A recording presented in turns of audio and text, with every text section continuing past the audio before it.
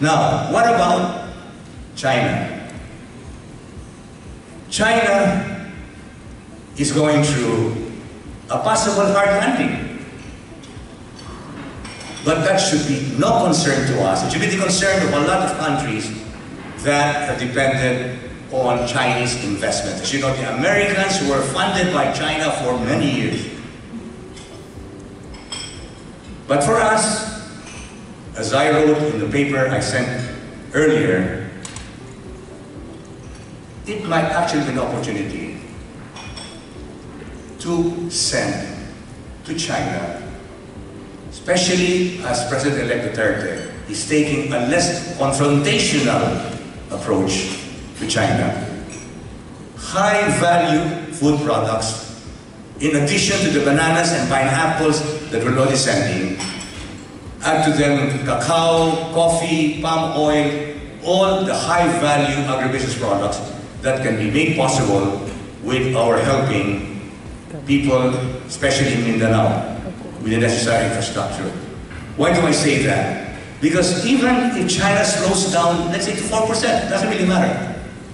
They're still reporting about 6.5%, but some economists in the world really doubt whether they're growing at 6.5%. The advantage of a centralized government is you can doctor your figures. And some people believe that the growth rate is really from 4 to 5%, but they couldn't care less. Why?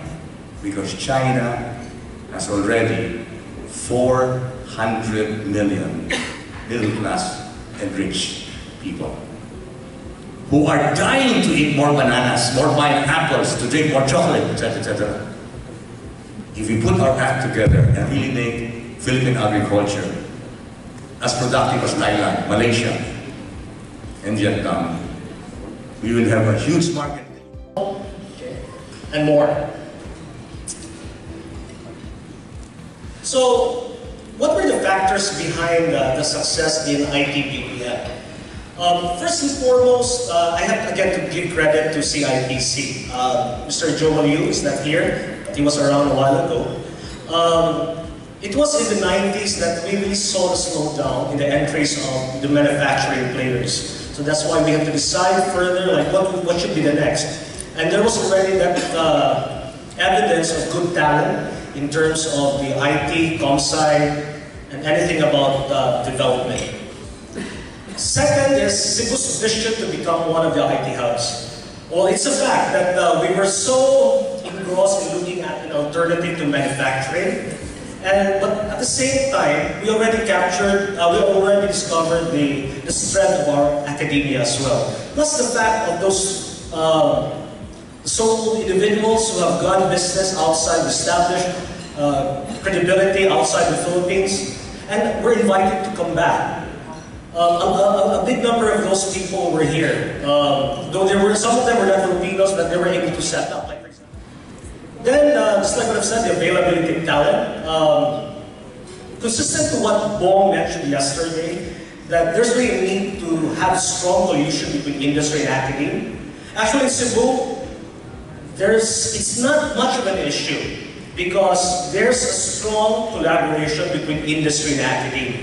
While we say that it's something of a typical declaration that there's a need to be, but we go down further, and that is being able to touch base with a certain company with their peculiar requirements and try to deliver that one as what we call as the last year in a tertiary program. And we've successfully been doing that. The big universities, they're there.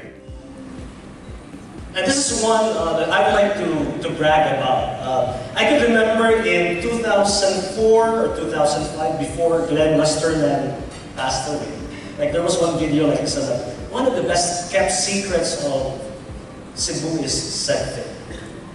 And true to its word, we've been able to replicate this model.